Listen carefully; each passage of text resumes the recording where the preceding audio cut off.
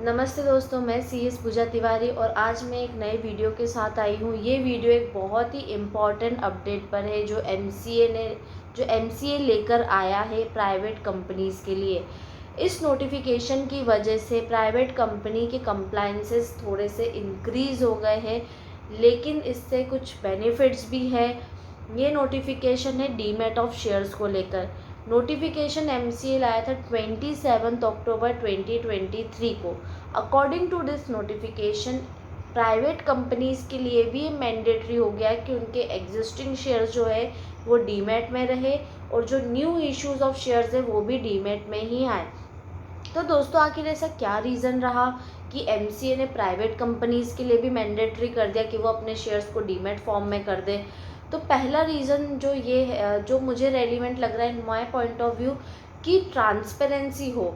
आखिर private companies, ऐसी कितनी ही प्राइवेट कंपनीज़ हमने अपने आसपास देखी है जो बन तो जाती है लेकिन उनके शेयर सर्टिफिकेट्स कहाँ है उसका कोई अता पता नहीं रहता। शेयर सर्टिफिकेट्स पर प्रॉपर स्टैम्प ड्यूटीज़ नहीं जाती है।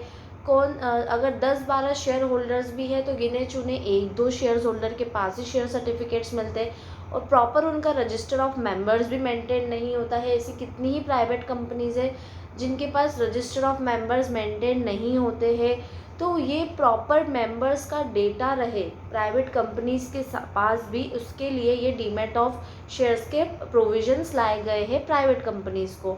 तो पहला पॉइंट है कि ट्रांसपेरेंसी रहे, प्रॉपर रिकॉर्ड मेंटेन रहे सारे मेंबर्स का, existing as well as new member.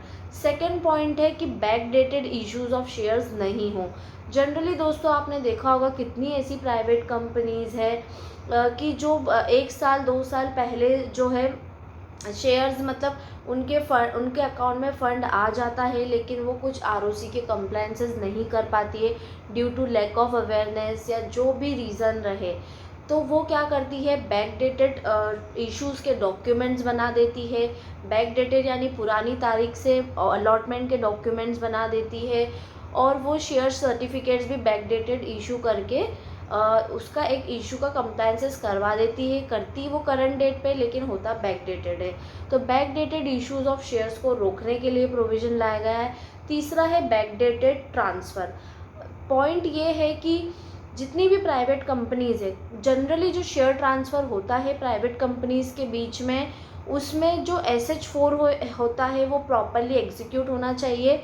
लेकिन क्या होता है दोस्तों कि शेयर ट्रांसफ़र का हम इफ़ेक्ट बैलेंस शीट में दिखा देते हैं, MGT 7 में दिखा देते हैं, लेकिन उसके कोई भी ट्रांसफ़र डॉक्यूमेंट्स होते ही नहीं है इन सम केसेस। तो बैक डेटेड ट्रांसफ़र ना हो इसके लिए लाया गया है कि उन्हें प्रॉपर रियल टाइम बेसिस पर ट्रांसफ़र ऑफ शेयर्स हो, इसलिए डीमैट का प्रोविजंस लाया गया है। डीमैट में आने की वजह से रियल टाइम शेयर्स क्रेडिट और डेबिट दोनों होंगे और उसकी डेट रिकॉर्ड की जाती है और वो हमें RTA से प्रॉपर डेटा मिलता है। तो ये भी एक ट्रांसपेरेंसी और गुड गवर्नेंस के लिए MCA ने लाया है। तो ये 3 मेजर रीज़न्स जो मेरे सामने आए हैं, जो मुझे लगता है रेलिवेंट है, जिसकी वजह से MCA इस नोटिफिकेशन के साथ मतलब नोटिफिकेशंस लेकर आया है। काफ़ी कुछ ऐसे और भी रीज़न्स है जिसके लिए MCA लाया है, जैसे कि गुड गवर्नेंस रहे, प्रॉपर कंप्लायंस रहे, पीरियडिकल रिपोर्टिंग होती जाए MCA को कि इतने शेयर्स अभी डीमैट में हैं, इतने रीमैट में हैं, ये प्रॉपर रिपोर्टिंग गवर्नमेंट को दी जाए। अब नेक्स्ट क्वेश्चन ये आता है दोस्तों कि आखिर ऐसी कौन सी प्राइवेट कंपनीज़ है जिन्हें शेयर्स डीमैट में करवाने की रिक्वायरमेंट है। क्योंकि दोस्तों, इंडिया में मेजरली जो फैमिली ओन बिज़नेस होते हैं, जो कॉर्पोरेट फॉर्म में बिज़नेस करना चाहते हैं, वो अपनी एक प्राइवेट कंपनी बना लेते हैं।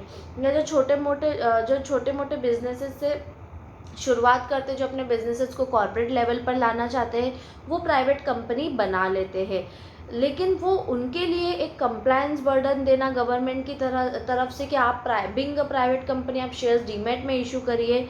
तो डीमैट में शेयर्स इशू करने की काफ़ी कॉस्ट रहती है, जैसे RTA से कांटेक्ट करना, RTA को हमारे पूरे एग्जिस्टिंग रिकॉर्ड्स देना, फिर हमारे डीमैट अकाउंट्स ओपन करवाना अपने शेयर होल्डर्स के, डायरेक्टर्स के, फिर कंपनी को ISIN नंबर लेना। तो एक कंप्लायंस बर्डन हो सकता है छोटे मोटे बिजनेसेस के लिए जो प्राइवेट फॉर्म में रन कर रहे हैं। तो गवर्नमेंट एक क्लैरिफिकेशन के साथ आई है कि हर प्राइवेट कंपनी को शेयर्स डीमैट में करने की रिक्वायरमेंट नहीं है। देन ऐसी कौन सी कंपनीज़ है जिन्हें अपने शेयर्स डीमैट में करना है। पहली ऐसी प्राइवेट कंपनी जो स्मॉल कंपनी नहीं है। अब स्मॉल कंपनी क्या होती है? अगर वो प्राइवेट कंपनी जिसका पेड अप कैपिटल 4 करोड़ से ज़्यादा है एज ऑन 31 मार्च 2023, या फिर टर्नओवर 40 करोड़ से ज़्यादा है एज ऑन 31 मार्च 2023, तो उन्हें अपने शेयर्स को डीमैट में करवाना होगा within 18 months, that is approximately September 24 के आसपास। पहली कंपनी दिस कंपनी। दूसरी कंपनी है कि इस नोटिफिकेशन में कहा गया है कि जो स्मॉल कंपनी नहीं है उन्हें डीमैट में करवाना है। तो दोस्तों अगर आप एमसीए की एक डेफिनेशन पढ़ेंगे स्मॉल कंपनी की डेफिनेशन में, तो उसमें दो या तीन कैटेगरीज ऐसी एग्जेम्प्ट की गई है जो स्मॉल कंपनी नहीं है। पहले मैंने आपको थ्रेशोल्ड लिमिट बताई। दूसरी कंपनी है दोस्तों सेक्शन 8 कंपनी। सेक्शन 8 कंपनी का टर्नओवर चाहे ज़ीरो हो, चाहे उसका पेड अप कैपिटल ज़ीरो हो, चाहे अभी वो ऑपरेशंस में नहीं हो, लेकिन वो स्मॉल कंपनी की डेफिनेशन से बाहर है, तो सेक्शन 8 कंपनी को भी अपने शेयर्स डीमैट में करवाने हैं।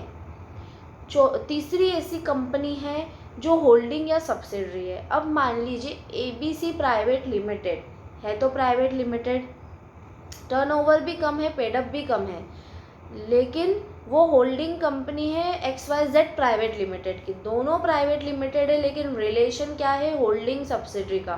तो according to MCA this are not small companies. ये आप डेफिनेशन चेक कर सकते हैं। Holding and subsidiary word use किया है, तो होल्डिंग और सब्सिडरी प्राइवेट भी हो सकती है। तो होल्डिंग और सब्सिडरी का रिलेशन अगर उस प्राइवेट कंपनी का किसी के साथ है, तो चाहे उसका पेड अप कैपिटल 1 लाख हो या टर्नओवर ज़ीरो हो, तो भी उन्हें अपने शेयर्स डीमैट में करवाने हैं। तो किसे करवाने? होल्डिंग को और सब्सिडरी को, क्योंकि सब्सिडरी भी स्मॉल कंपनी नहीं हुई, होल्डिंग भी स्मॉल कंपनी नहीं हुई, तो इन दोनों को ही अपने शेयर्स डीमैट में करवाने हैं। पहला था थ्रेशोल्ड, जिसकी 40 करोड़ से ज़्यादा का टर्नओवर हो या 4 करोड़ से ज़्यादा का पेड अप। दूसरी सेक्शन 8। तीसरी है होल्डिंग या सब्सिडरी कंपनी ऐसी, और चौथी है ऐसी कंपनी जिसके ऊपर स्पेशल एक्ट एप्लीकेबल होता है, मतलब वो किसी स्पेशल एक्ट के तहत बनी हुई है। जैसे मान लीजिए NBFC कंपनीज़, या मान लीजिए आप NBFC कंपनी हुई, या फिर कोई बैंकिंग कंपनी हुई, टेलीकॉम कंपनी हुई, इलेक्ट्रिसिटी कंपनी, इनके लिए स्पेशल एक्ट्स बने हैं, तो this are not small companies. I hope दोस्तों आपको ये वीडियो पसंद आएगा। Thank you so much for listening me. Thank you so much.